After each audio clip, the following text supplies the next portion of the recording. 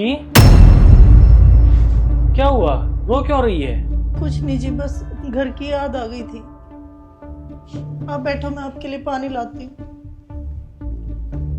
नहीं पापा, मम्मी झूठ बोल रही है। मम्मी इसीलिए नहीं रो रही थी। तो फिर क्यों रो रही थी तुम्हारी मम्मी? पापा, आपको पता है नानी के घर से जब हम आए थे ना, तब दादी ने मम्मी को क्या क्या बोला।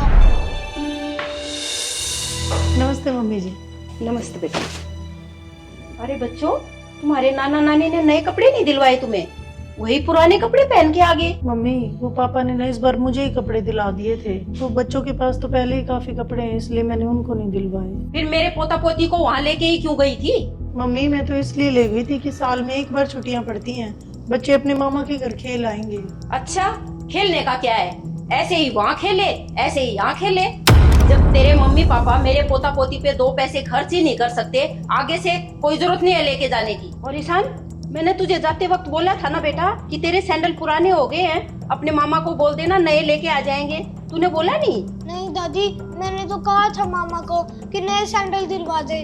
मम्मी ने ही मना कर दिया कि भैया ईशान के पास तो बहुत सारे सैंडल हैं। हाँ, मुझे पता है, तेरी माँ ही है ऐसी। इसको तो अपने घर वालों का एक भी पैसा खर्च नहीं करवाना, सारा खर्चा यही करवाना है। यहाँ तो जैसे पैसों का पेड़ लगा हुआ है, तोड़ो और खर्च कर लो। तो मम्मी, ऐसी बात नहीं है। भाई की ना पिछले 2 महीने से सैलरी नहीं आई थी और वो उसके बाद भी इसको सैंडल दिलाने ले जा रहा था। तो मैंने ही झूठ बोल दिया कि शाम के पास तो बहुत सैंडल है, मत दिलाओ। शाम को ना मंजीत जी आएंगे, जब हम इसको सैंडल दिला लाएंगे। मंजीत तो दिलवाई ले आएगा। हम भूखे नंगे घर के थोड़ी हैं कि बच्चा घर में आया है और उसको सैंडल तक ना दिलवाए। बात तो तेरे घर वालों की थी कि वो क्या दिलवाएंगे। जा, अब क्या माथा मारू मैं तेरे साथ। ये नहीं, बच्चे छुट्टियों में घर जाते हैं तो नाना नानी कुछ दिला देते हैं। अच्छा, तुम्हारी दादी ने यही बोला?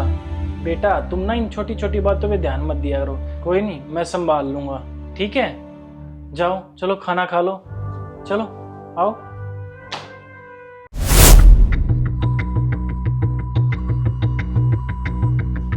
मम्मी, वो ना दीदी का फोन आया होगा, उसने ना आपको 5,000 रुपये पेटीएम किए होंगे। पता है मुझे, बोल रही थी वो, मैसेज भी देख लिया मैंने। हाँ, तो उन्होंने ये बोला है कि मेरा अच्छा सा सूट, बच्चों के कपड़े, जो ये तीज का त्योहार आ रहा है ना, उस पे मेरे हाथ भिजवा दे। हाँ तो ठीक है, वो पैसे निकलवा के मुझे दे देना, मैं ले आऊंगी बाजार से जाके। हाँ तो मम्मी, मैं भी ना यही सोच रहा था, मैं ना निक्की के घर कुछ पैसे भिजवा देता हूँ। जब उसका भाई तीज का त्योहार लेके आएगा ना, तो बच्चों के लिए कपड़े और निक्की के लिए सूट ले आएगा। क्या? बच्चों के कपड़े लाने के लिए तू क्यों पैसे देगा? अरे मम्मी, त्योहार है, निक्की का सूट वो खुद के पैसों से ले आएगा और बच्चों के कपड़ों के मैं पैसे भेज देता हूँ। क्यों, उनके घर के पैसे खत्म हो रखे हैं क्या? हमारे बच्चों को कपड़े दिलवाने के पैसे नहीं है उनके पास? वो उनके मामा नहीं है क्या? और इस बार जब छुट्टियों में गए थे तब भी कुछ नहीं दिलवाया। जब कुछ दिलवाना ही नहीं है तो क्यों लेके जाते हैं? फिर मम्मी, आप मुझे एक बात बताओ, दीदी यहाँ पे क्यों 5,000 रुपये भेज रही है?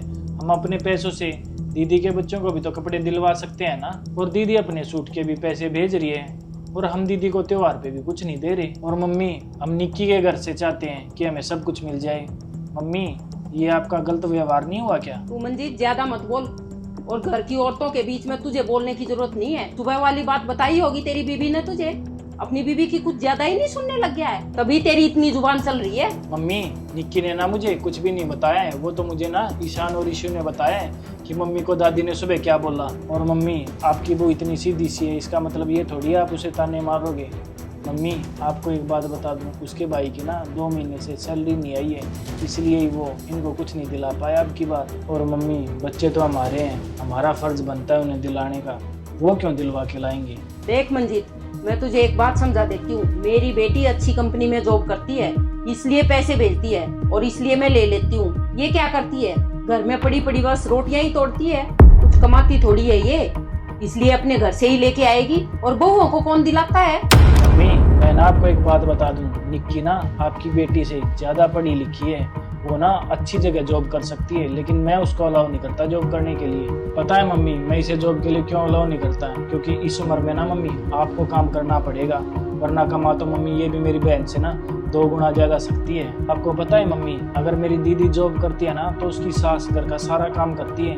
अगर मम्मी निक्की जॉब करेगी ना तो घर का सारा काम आपको करना पड़ेगा। बताओ मम्मी, कर लोगे आप काम घर का? बताओ, संभाल लोगे बच्चों को आप? ना भाई ना, मेरे बस की बात नहीं है घर का काम करना। मेरे को तो फिर रात को नींद भी नहीं आएगी। बस मम्मी, इसलिए ही मैं निक्की को जॉब के लिए अलाउ नहीं करता कि आप ना घर में आराम से रह सको, अपने पोता पोती के साथ खेल सको। और मम्मी, पैसों का क्या है, पैसे तो मैं घर में अकेला ही कमा लूंगा। हाँ बेटा, बोल तो तू सही रहा है, शायद मेरे ही सोचने में फर्क रह गया है। पढ़ी लिखी तो निक्की भी है बेटा, वो भी जॉब तो कर सकती है। पर बेटा, ये तो मेरी वजह से ही जॉब नहीं कर पा रही। इसने तो ट्यूशन पढ़ाना भी शुरू किया था, लेकिन बेटा घर में बच्चों का शोर शराटा मुझे पसंद नहीं है, इस वजह से इसने वो ट्यूशन पढ़ाना भी छोड़ दिया। तो मम्मी, आप बिना इन बातों पे ध्यान मत दिया करो। जब आप सास बहू में इतना प्यार है तो बच्चों के कपड़े मैं दिलाऊं या उसका मामा दिलाए, क्या ही फर्क पड़ता है मम्मी, बताओ। ठीक है बेटा, मैं आगे से ध्यान रखूंगी, और ध्यान आप भी रखना। राम राम।